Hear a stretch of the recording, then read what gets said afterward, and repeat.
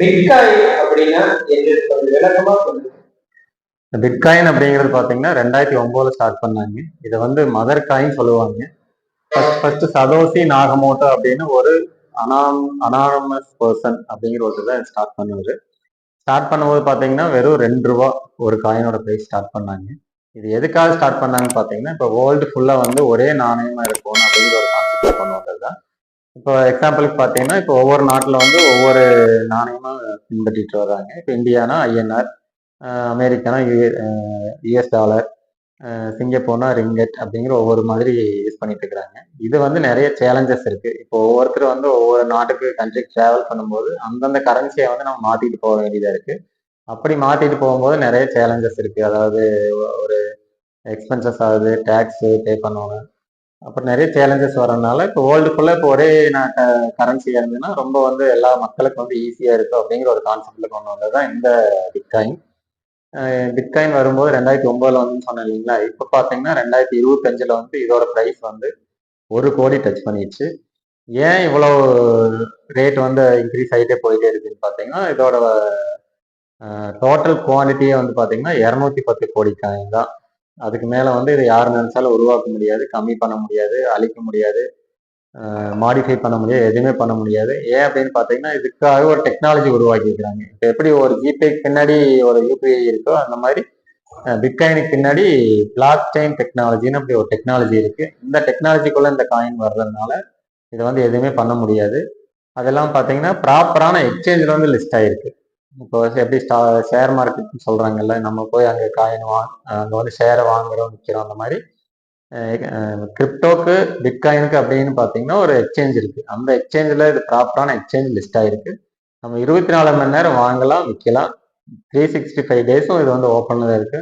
நம்ம எந்த கண்ட்ரிக்கு போறோமோ அந்தந்த கண்ட்ரிக்கு உண்டான கரன்சியை நம்ம ஈஸியாக இதை வந்து மாத்திக்கலாம்.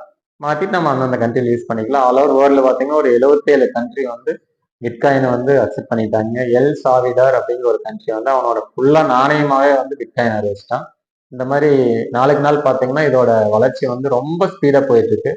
யாரு வந்து ஒரு துறை வந்து ஸ்டார்டிங் ஸ்டேஜ்ல இருக்கு, அதுல யார் உள்ள வர்றாங்களோ அவங்க வந்து கண்டிப்பா ஃபியூச்சர்ல டெவலப் ஆவாங்க. இது வரைக்கும் பார்த்தீங்கன்னா அந்த மாதிரி தான் நடந்திருக்கு. ஸோ இப்போ வந்து இதோட ஜேர்னி வந்து ஸ்டார்ட் ஆயிடுச்சு. ஸோ இதை பத்தி என்னன்னு இன்னும் டீட்டெயிலா தெரிஞ்சுட்டு நீங்க ஈஸியா உள்ள வந்து இதை வந்து நீங்க பண்ண ஆரம்பிக்கலாம். கிரிப்டோ கரன்சினா என்ன? கிரிப்டோ கரன்சி எப்படி உருவாச்சு?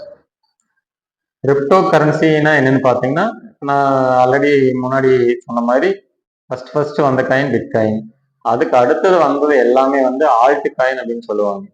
Like Ethereum, Tron, Ripple, Monero, Doge, இந்த மாதிரி நிறைய காயின்ஸ் இருக்கு. டோட்டலா ஆல் ஓவர் வேர்ல்டுல பாத்தீங்கன்னா ஒரு 35,000 கரன்சிக்கு மேல இருக்கு. இதையெல்லாம் வந்து நமக்கு கிரிப்டோ கரன்சின்னு சொல்லுவாங்க.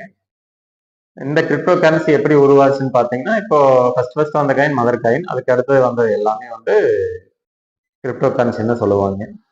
இந்த கிரிப்டோ கரன்சிக்குன்னு ஒரு எக்ஸ்சேஞ்ச் இருக்கு. அந்த எக்ஸ்சேஞ்சில் நம்ம வந்து லிஸ்ட் ஆகிக்கிற காயினா பார்த்து நம்ம வாங்கணும். நிறைய காயின்ஸ் இருக்குன்னு சொன்னேன் இல்லைங்களா? 35,000 காயின்ஸ் இருக்குன்னு சொன்னேன் இல்லைங்களா? அதுல வந்து நம்ம ப்ராப்பரா எக்ஸ்சேஞ்ச் லிஸ்ட் ஆயிருக்கா அப்படின்னு பார்த்து வாங்கணும். அதுதான் வந்து கிரிப்டோ கரன்சிங்கிறது. கிரிப்டோ கரன்சிய நம்ம எங்க வாங்குறது, எங்க விற்கிறது?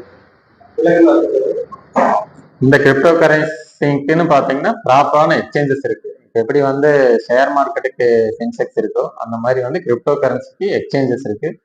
இதுல வந்து ஆல் ஓவர் வேர்ல்டுல பாத்தீங்கன்னா நிறைய எக்ஸ்சேஞ்சஸ் இருக்கு. இதுல வந்து நம்ம டாப் 10 எக்ஸ்சேஞ்சுக்குள்ள எந்தெந்த காயினால லிஸ்ட் ஆயிருக்கோ அந்த காயினால வந்து ஃபியூச்சர்ல வந்து நல்ல ஹைக் ஆகும்னு சொல்றாங்க. எக்ஸாம்பிளுக்கு பாத்தீங்கன்னா இது எங்க வாங்கலாம் அப்படின்னு பாத்தீங்கன்னா, பினான்ஸ்னு ஒரு எக்ஸ்சேஞ்ச் இருக்கு. இது வந்து வேர்ல்டுலேயே நம்பர் 1 எக்ஸ்சேஞ்ச். அடுத்து கூகாயின் அப்படின்னு ஒரு எக்ஸ்சேஞ்ச் இருக்கு. கேட்டா டைவோ அப்படின்னு ஒரு எக்ஸ்சேஞ்ச் இருக்கு. பிட் ஹப் அப்படின்னு ஒரு எக்ஸ்சேஞ்ச் இருக்கு. இந்த மாதிரி நிறைய எக்ஸ்சேஞ்சஸ் இருக்கு. நம்ம வந்து இந்த காயின்ஸ் எல்லாம் வந்து நம்ம ப்ராப்பரா நம்ம கேஒய்சி பண்ணிட்டு நம்ம Aadhaar card, PAN card, GPay number, இதெல்லாம் பேங்க் பாஸ்புக்கு, இதெல்லாம் வந்து நம்ம ப்ராப்பரான ஒரு கேஒய்சி பண்ணிட்டு நம்ம 24 மணி நேரம் வந்து இதை வந்து இந்த எக்ஸ்சேஞ்சஸ் எல்லாம் லிஸ்ட் ஆகிருக்கான்னு பார்த்துட்டு நம்ம வாங்கிக்கலாம். 24 மணி நேரம் வித்து அந்தந்த கண்ட்ரியோட கரன்சியை நம்ம மாட்டிக்கலாம். வித்தின் 5 to 10 மினிட்ஸ்க்குள்ள வந்து நம்மளுக்கு கரன்சி கிரிப்டோ கரன்சி கொடுத்தோம்னா நமக்கு வந்து கரன்சியை வந்து ஆட்டோமேட்டிக் கன்வெர்ட் ஆகி நம்மளோட வேலெட்டுக்கு வந்து நம்ம வந்து இதை வந்து நம்ம யூஸ் பண்ணிக்கலாம். இந்த கிரிப்டோ கரன்சி சட்டப்பூர்வமானதா? இந்த கிரிப்டோ கரன்சிக்கு 2021 பார்த்தீங்கன்னா சுப்ரீம் கோர்ட் ஆர்டரே இருக்கு. இதை வந்து ஒரு அசட்டா பயன்படுத்திக்கலாம்.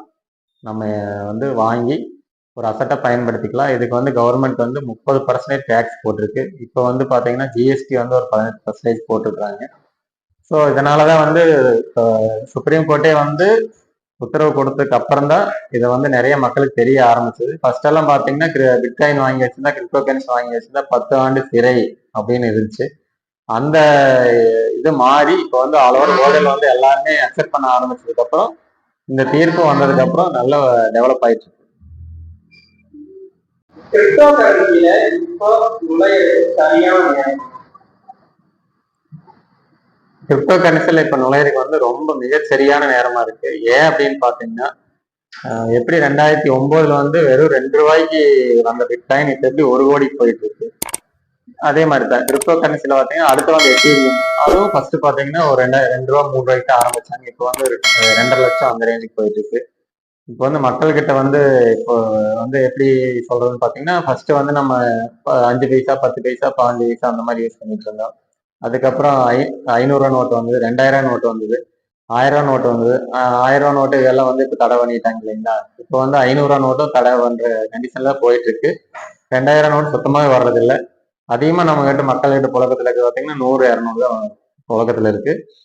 இந்த எதுக்காக இதையெல்லாம் வந்து அப்படியே ஸ்டிட் பண்ண ஆரம்பிக்கிறான்னு பாத்தீங்கன்னா, இது மூலியமா வந்து நிறைய வந்து இல்லீகலா நிறைய வந்து யூஸ் பண்றாங்க. மக்கள் வந்து டேக்ஸ் கட்டுறது இல்லை. அதெல்லாம் பாத்தீங்கன்னா நிறைய வந்து ஒரு இடத்துல பதுக்கிடுறாங்க. இது வந்து இதுக்காகவே வந்து இப்போ வந்து கிரிப்டோ கரன்சி வந்து மக்கள் வந்து அதிகமா யூஸ் பண்ண ஆரம்பிச்சிட்டாங்க. ஏன்னா இதை வந்து எங்க வேணாலும் நம்ம எடுத்துட்டு போய்க்கலாம். ஒரு ஐடி பாஸ்வேர்டு தான், நம்ம எங்க வேணாலும் எடுத்துட்டு அந்தந்த கண்ட்ரிக்கு தகுந்த மாதிரி நம்ம வந்து யூஸ் பண்ணிக்கலாம். இப்போ நிறைய வந்து தமிழ்நாட்டிலேயே வந்து நிறைய பக்கம் வந்து கிரிப்டோ கரன்சி வந்து ஸ்கேன் பண்ணி நம்ம நிறைய பர்ச்சேஸ் பண்ண ஆரம்பிச்சிட்டாங்க. வேர்ல்டு லெவல்லையும் வந்து நிறைய பர்ச்சேஸ் பண்ண ஆரம்பிச்சிட்டாங்க. யூஎஸ்ல வந்து டொனால்டு ட்ரம்ப் பார்த்தீங்கன்னா தங்கத்தை வாங்கி சேமிக்கிறத விட பிட்காயின் வாங்கி இப்போ வந்து அதிகமாக சேமிச்சுட்டு இருக்கிறாரு. அதை பார்த்து ஒரு அதர் கண்ட்ரி வந்து எந்த கண்ட்ரி வளர்ந்த கண்ட்ரியா இருக்கோ அந்த கண்ட்ரி பார்த்தா எல்லாமே பின்பற்ற ஆரம்பிப்பாங்க. அந்த மாதிரி பார்த்தீங்கன்னா யூஎஸ் பார்த்து இப்போ நிறைய சைனா, ரஷ்யா, யூகே, துபாய் இந்த மாதிரி கண்ட்ரிஸ் எல்லாம் வந்து நிறைய ஃபாலோ பண்ண ஆரம்பிச்சிட்டாங்க. அதை பார்த்து இப்போ இந்தியாவும் வந்து ஃபாலோ பண்ண ஆரம்பிச்சிருச்சு. ஸோ இப்போ வந்து கிரிப்டோக்குள்ள நுழையிறதுக்கு வந்து மிகச்சரியான நேரமா இருக்கு. இப்போ கிரிப்டோ கரன்சில எந்த காயின் நல்ல காயின், அதை கொஞ்சம் விளக்கமா சொல்லுங்க. பாத்தீங்கன்னா ஆல் ஓவர் வேர்ல்டுல ஒரு 35,000 கிரிப்டோ கரன்சி இருக்கு. இப்போ வந்து இதுல வந்து நம்ம உள்ள வர்றதுக்காக ஒரு 3 விதமான விஷயம் வந்து இருக்கான்னு பார்க்கணும். ஃபர்ஸ்ட் வந்து காயின் சொல்லுவாங்க, 2வது டோக்கன் சொல்லுவாங்க, 3வது வந்து மீம்ஸ்ன்னு சொல்லுவாங்க. அதாவது காயின் அப்படின்னு பாத்தீங்கன்னா ப்ராப்பரான எக்ஸ்சேஞ்ச் லிஸ்ட் ஆயிருக்கு. அதைத்தான் வந்து நம்ம 24 மணி நேரம் வாங்கலாம் வைக்கலாம்.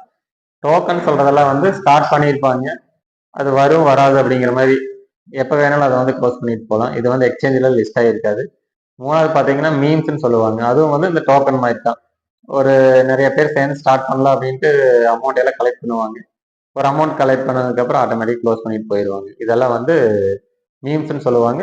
ஸோ நம்ம வந்து காயின் எதுவோ அதை மட்டும்தான் நம்ம பார்த்து வாங்கணும். காயின் எப்படி பார்த்து வாங்குறதுன்னா அது வந்து ப்ராப்பரான எக்ஸ்சேஞ்ச் லிஸ்ட் ஆயிருக்கு. 2வது வந்து அதுக்குண்டான காயினோட ப்ரைஸ் ஏற்றுக்கிற ப்ராஜெக்ட்ஸ் நிறைய வச்சிருப்பாங்க. 3வது பார்த்தீங்கன்னா பிளாக் செயின் டெக்னாலஜின்னு சொல்லுவாங்க இல்லைங்களா. இதை வந்து ஓன் பிளாக் செயின் இருக்கிற காயினை பார்த்து நம்ம வாங்கணும். இப்போ நிறைய பேர் அதர் பிளாக் செயினை வாங்கி அதில் ட்ராவல் பண்ணுவாங்க. அதெல்லாம் வந்து என்னைக்கு வேணாலும் க்ளோஸ் ஆகிறதுக்கு வாய்ப்பு இருக்கு. ஸோ ஓன் பிளாக் செயினாக இருக்கணும். இந்த 3 விஷயம் மட்டும் கரெக்டாக இருந்ததுன்னா நம்ம கண்ணை மூடிட்டு அந்த காயினை வாங்கலாம். அதோட ப்ரைஸை வந்து கண்டிப்பாக அதிகமாகுது. இன்னொரு டைம் சொல்லிடுறேன், காயினாக இருக்கணும், ப்ராப்பரான எக்ஸ்சேஞ்ச் லிஸ்டாக இருக்கணும், 3வது வந்து ஓன் பிளாக் செயினாக இருக்கணும். இது 3 இருந்ததுன்னா நீங்க கண்டிப்பா கண்ணை மூடிட்டு எதையும் யாருக்கிட்ட கேட்க வேண்டியது நீங்க வாங்கலாம். கிரிப்டோ கரன்சியில நம்ம நஷ்டமாகாம இருக்கிறது என்னென்ன விஷயங்கள்லாம் நம்ம தெரிஞ்சு வச்சிருக்கோம்? கிரிப்டோ கரன்சில நஷ்டமாகாம இருக்கிறதுக்கு என்னென்ன விஷயங்கள்லாம் தெரிஞ்சுக்கணும்னு பாத்தீங்கன்னா, இப்போ வந்து நம்ம வந்து ட்ரேடிங் பண்ணா கண்டிப்பா நஷ்டமா இருக்க வாய்ப்பு இருக்கு. இப்போ ட்ரேடிங் அப்படின்னா வந்து நம்ம 24 மணி நேரத்துக்குள்ள வாங்கணும் விற்கணும். ஸோ அந்த மாதிரி பண்ணும்போது ரேட் ஏறு ரேட் இறங்கு. நம்ம என்ன பண்ணுவோம்னா ஒரு 10 ரூபாய்க்கு வாங்குவோம், திடீர்னு ஒரு 9,000 ரூபாய்க்கு வந்துன்னா ஐயோ இன்னும் கீழே போயிரு அப்படின்ட்டு டக்குன்னு விற்க ஆரம்பிச்சிடும், அப்போ நஷ்டமாகும். ஸோ எதையுமே வந்து நம்ம என்ன ஒரு இன்வெஸ்ட்மெண்ட் பண்ணாலும் அதை வந்து லாங் டேர்ம் இன்வெஸ்ட்மெண்ட் அப்படிங்கிற ஒரு ஆப்ஷனுக்குள்ள போயிடணும். எப்பவுமே லாங் டேர்ம் பண்ணும்போது நம்மளுக்கு கண்டிப்பா வந்து நஷ்டமே ஆகாது. அந்த மாதிரி கிரிப்டோ கரன்சில பார்த்தீங்கன்னா லாங் டேர்மா எது எதெல்லாம் வந்து ப்ராஜெக்ட் வச்சிருக்கிறாங்களோ, எது எதெல்லாம் ப்ரைஸ் வந்து அதிகமாகும் அப்படின்னு ஒரு ஒரு இது இருக்கு, அதையெல்லாம் நீங்க சர்ச் பண்ணிட்டு அதுக்கப்புறம் நீங்க உள்ள வந்தீங்கன்னா ஆட்டோமேட்டிக்கா வந்து நம்ம வந்து நஷ்டம் இல்லாம லாபத்திலையும் மட்டுமே டிராவல் பண்ணலாம். இதுல வந்து ஸ்டேக்கிங் ஆப்ஷன் அப்படின்னு ஒண்ணு இருக்கு. அந்த ஸ்டேக்கிங் ஆப்ஷனுக்குள்ள போகும்போது நம்ம வந்து காயின் ரேட் ஏறுதா இறங்குதான்னு நம்ம 24 மணி வாட்ச் பண்ணணும்னு அவசியம் கிடையாது. நம்ம எப்போ வேணாலும் நம்மளுக்கு தோணும் போது நம்ம வித்துக்கலாம், வித்துட்டு வெளியில வந்துக்கலாம். இதை ஸ்டேக்கிங் சொல்லுவாங்க. ட்ரேடிங்ல கண்டிப்பா நஷ்டம் வரும், அதனால நம்ம வந்து ஸ்டேக்கிங் போறத பெஸ்ட். இதுல பிளாக் செயின் டெக்னாலஜினா என்ன, அதுல இந்த கிரிப்டோ கரன்சியை எப்படி யூஸ் பண்றாங்க? இப்போ பிளாக் செயின் டெக்னாலஜி அப்படின்னு என்னன்னு பார்த்தீங்கன்னா, இது வந்து யாரு வந்து இதை உருவாக்குனாங்களோ அவங்களே நினைச்சாலும் வந்து இதை அழிக்க முடியாது, மாடிஃபை பண்ண முடியாது, சேவ் பண்ண முடியாது, எரேஸ் பண்ண முடியாது, எதுவுமே பண்ண முடியாது. அப்படிப்பட்ட ஒரு டெக்னாலஜி தான் இந்த பிளாக் செயின் டெக்னாலஜிங்கிறது. இந்த டெக்னாலஜி உருவாக்குனதே வந்து பிட்காயினுக்காக தான் உருவாக்குனாங்க.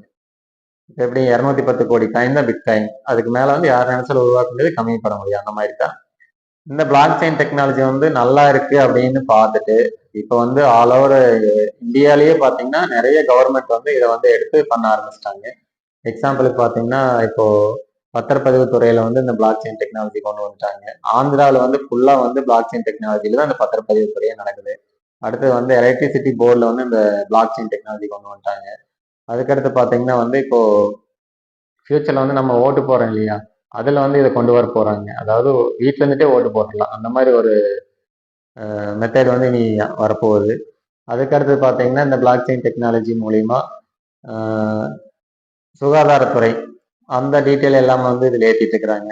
இது சுகாதாரத்துறை எப்படி பயன்படுதுன்னு பார்த்தீங்கன்னா ஒருத்தங்க பிறந்ததையுமே அவங்களோட கைரேகை வச்சு பிளாக் செயின் டெக்னாலஜியில் வந்து ஏற்றிடுறாங்க அந்த டீட்டெயிலை வந்து. ஸோ பிறந்ததுலேருந்து சாகிற வரைக்கும் வந்து அவங்க என்ன ட்ரீட்மெண்ட் எல்லாம் எடுத்துக்கிறாங்க அப்படிங்கிறது வந்து இந்த பிளாக் செயின் டெக்னாலஜி மூலிமா நம்ம ஈஸியாக வந்து ஐடென்டிஃபை பண்ணிக்கலாம். இதுக்காக வந்து நம்ம ஒரு ஃபைல் போட்டு நம்ம ட்ரீட்மெண்ட் பார்க்கறதெல்லாம் எடுத்து ட்ராவல் பண்ணணும்னு அவசியமே கிடையாது. அந்த மாதிரி வந்து இந்த பிளாக் செயின் டெக்னாலஜி வந்து நம்ம ஆல் ஓவர் வேர்ல்டுல எல்லா பக்கம் யூஸ் பண்ணிட்டு இருக்கிறாங்க. இந்தியாவிலையும் எல்லா ஸ்டேட்லையும் வந்து யூஸ் பண்ண ஆரம்பிச்சிட்டாங்க. ஒவ்வொரு ஸ்டேட்டும் வந்து பிளாக் செயின் டெக்னாலஜி டெவலப்மெண்ட்டுக்காகவே வந்து நிறைய வந்து நிதி ஒதுக்கி இதை வந்து எப்படி டெவலப் பண்ணலாம் அப்படின்னு பார்த்துட்டு இருக்கிறாங்க. இதுக்கு வந்து நம்பிக்கை இணையம் அப்படின்னு பேர் வச்சு தமிழ்நாட்டில் வந்து இந்த பிளாக் செயின் டெக்னாலஜி வந்து யூஸ் பண்ணிட்டு இருக்கிறாங்க. இன்னும் ஃபியூச்சர்ல வந்து ஃபுல்லா இனிமேல் பிளாக் செயின்குள்ளதான் கொண்டு வர போறாங்க.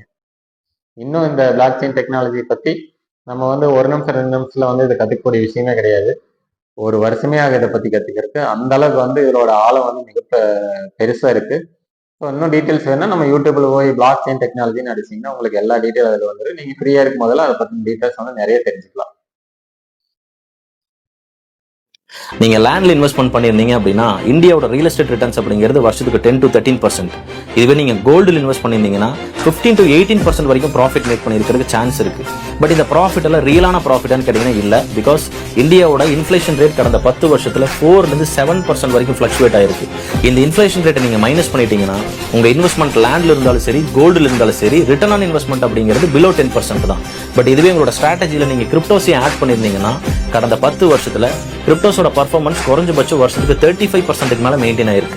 இதுல இருந்து நீங்க இன்ஃபிளேஷன் ரேட்டை மைனஸ் பண்ணிட்டீங்கன்னா கூட மினிமம் 25% மேல உங்களோட ப்ராஃபிட் ரேட்டுங்கிறது இருந்திருக்கும்.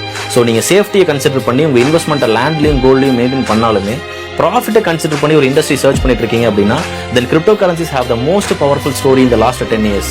ஸோ கொஞ்சம் கொஞ்சமா உங்களோட இன்வெஸ்ட்மெண்ட் போர்ட்ஃபோலியோஸ்ல டிஜிட்டல் அசெட்ஸ் ஆட் பண்ண ஸ்டார்ட் பண்ணுங்க.